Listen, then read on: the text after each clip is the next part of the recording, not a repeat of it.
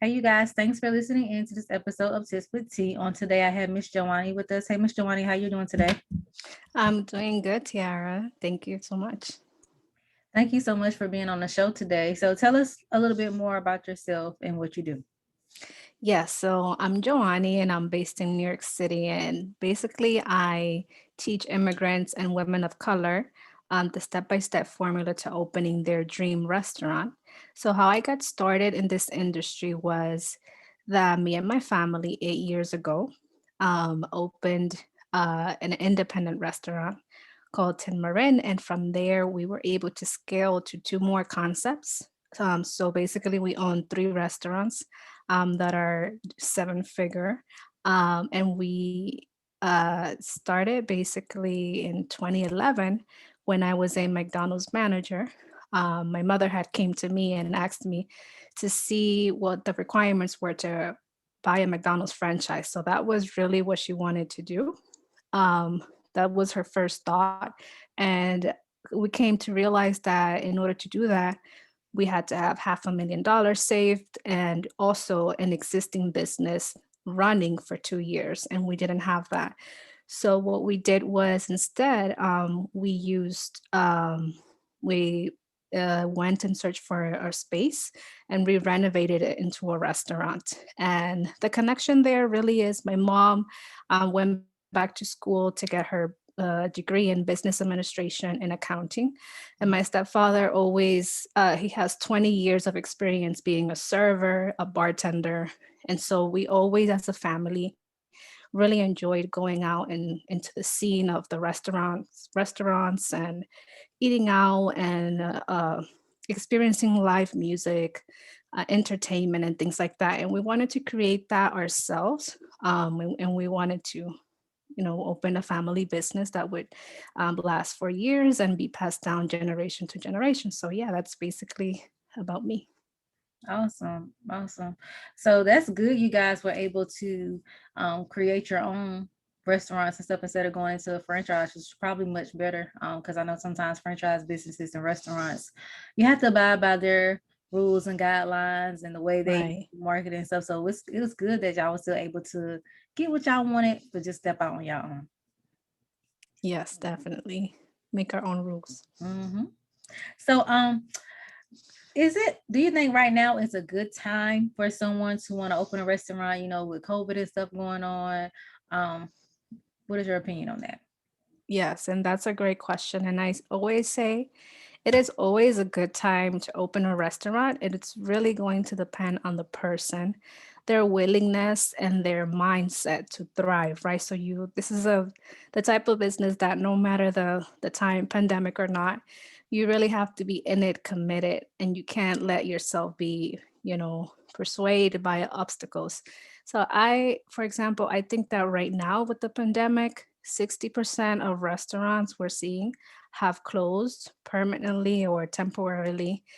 And there's only 40% of us trying to feed and to like cover the demand that it's currently going up and it's going to basically explode during the spring and the nice weather and the summer. People want to go out as things get back to normal and people get vaccinated. People are going to start going out and we can't 40% of us can't cover that, right? So there's a great opportunity for people to open a new restaurant, open a new food business. And I compare this to the housing market, right? So Hmm.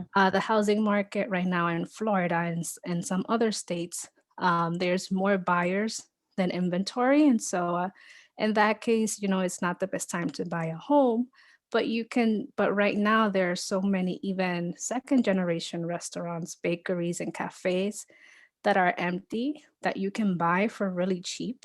Hmm. Um, and so that's a great opportunity during the pandemic, as well as um, renting a space. Even if you don't buy, but you rent a space, you can do so much negotiations with the landlords right now because those spaces will be empty no matter what. So you can negotiate rent, you can negotiate getting 3 to 6 months of free rent to do any renovations that you may need to do. Hmm. So I think there's a lot of benefits to opening a new business in this time. Awesome. So, what are some tips you would give people who are wanting to start a business or are currently like struggling with the restaurant business? Yes. So for people who want to start a restaurant, a couple tips are do research, go out and observe, and take note of the concepts that are already out there, the food menus. Um, take note of what you like. Are you going to implement like a very small menu, or are you the type of person who wants to provide a large menu? Take note of the pricing, and go out and meet bartenders and waiters and talk to chefs, and also go see live bands who are playing and make those connections, because you're going to need that when you open your restaurant. You're going to have to know people, or sometimes you pull a great manager that's working at a restaurant. You're like, oh, I like how he works, so I might offer him something better when I opened my restaurant. And we actually did that with our first manager. We took him from another place, because he was just, we thought it was going to be a great opportunity for that person to earn more and to be a manager at our restaurant. So that's one. Another tip for new restaurants is, if you're thinking about opening one, ask a family or a friend or your network to see who has money saved, and who is interested in investing in your concept and in your idea. So someone can put in up to 40% of the capital that you're going to need to go into this business.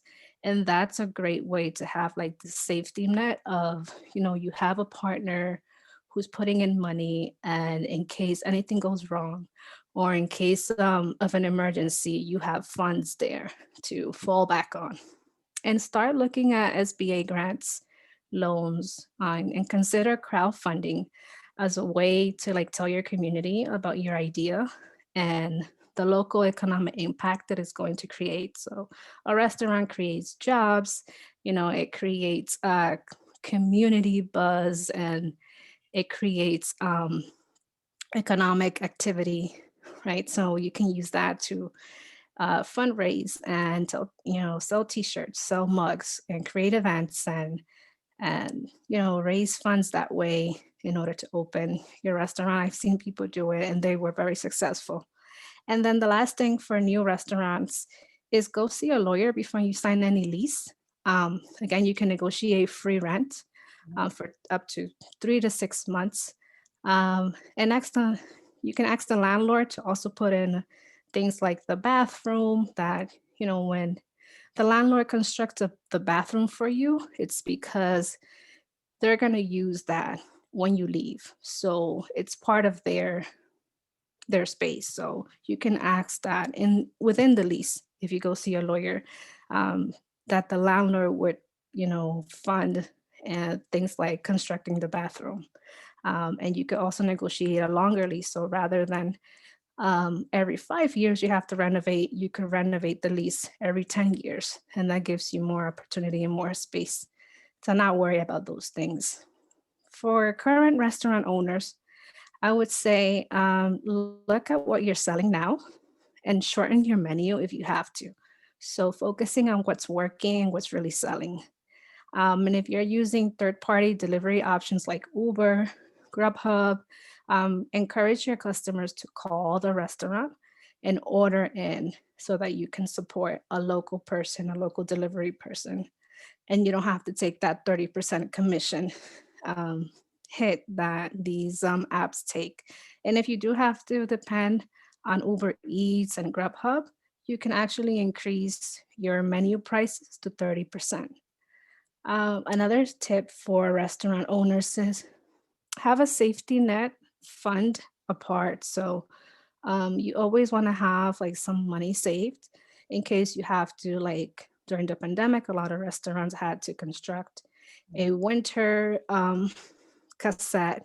They had to implement in outdoor dining. They really had to quickly implement a delivery and takeout system as well. So you want to make sure that also for times that are slow, you have that safety net of funds that you can use to pay your employees, to cover rent, to cover bills. And then another tip for restaurant owners is if you have to close down for a couple weeks, um, we've done it as well in the very brick winter. Now in February, we close for a couple weeks. Don't feel guilty for doing that. Just have a plan to open back up. We have a plan to open in March. And so we're doing some renovations. We're doing some things to a couple of the restaurants that we own. But we know that come the nice weather, we're going to be back up and busy. And we're only, one of our restaurants is only closed down for 3 to 4 weeks. But yeah, so have a plan. And if you're still doing pretty good in February, where with all the snow in New York City, Mhm. um, consider then just closing down on days that are really, really slow. Like for us, we had a couple months where on Mondays we didn't get any sales, not any sales, but we had a couple, but it wasn't enough. So we would be closed on Mondays and we would only operate from Tuesday to Sunday. So that's something you can do as well. Mhm.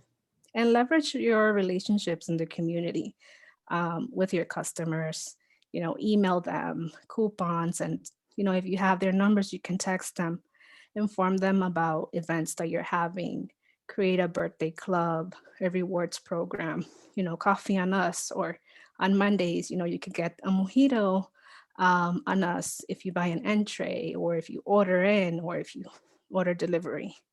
So yeah, those are my tips. Awesome. Those are all good tips. So I guess for you guys, for your business, what were some of the tips that you found to be very helpful to help you guys increase y'all sales and to make y'all restaurants stand out more? Yes. So for us, we did virtual karaoke on Instagram. Um, and we were very limited during delivery and takeout. We would ask the artists that we usually play at our restaurants to go live on Instagram, on Facebook, play for our audience, and we encourage our customers to order delivery, or order takeout and enjoy the show. So that's one thing that we did that was very successful. Another thing we did was we rotated staff. So we had one bartender, one server, and then one chef and one person doing the dishes.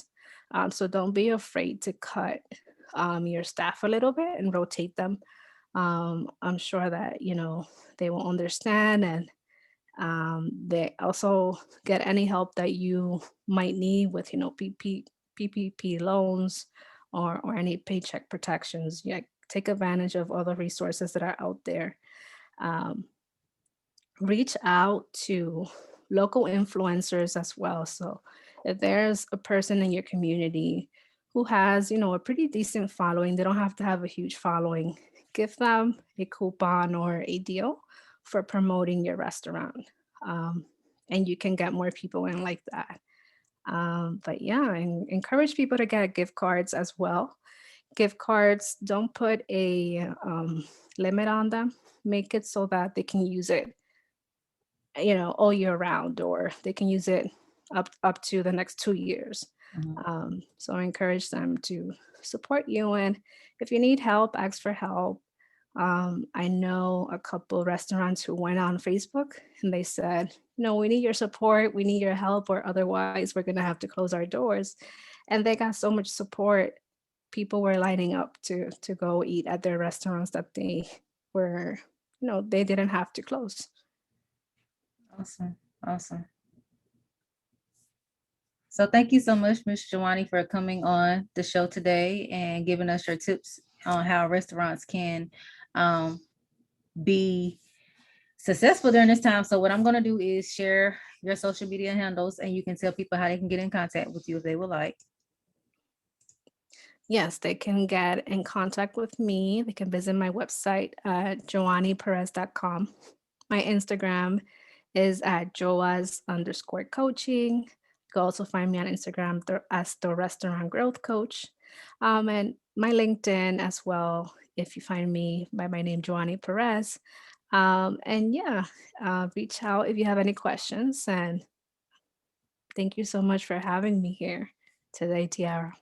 Thank you so much for being a guest on the show today. And if you guys want to get in contact with me, you can do so. My number is 910-317-0396. You can shoot me an email at contact@mjfinancial.biz. You can schedule a consultation on the website at www.mjfinancial.biz. You can find this episode on Anchor, you guys, and you can also find the playback for this video on the YouTube channel for M&J Financial Management. And if you guys know of anyone that would like to be a guest on the show to talk about their entrepreneurship journey, feel free to shoot me an email at contact@mjfinancial.biz. So thank you once again, Miss Jhoanny, for being a guest on the show today. I highly appreciate you. Thank you, Tiara. Thank you. And all right, you guys, we will see you on the next episode of Tips with T.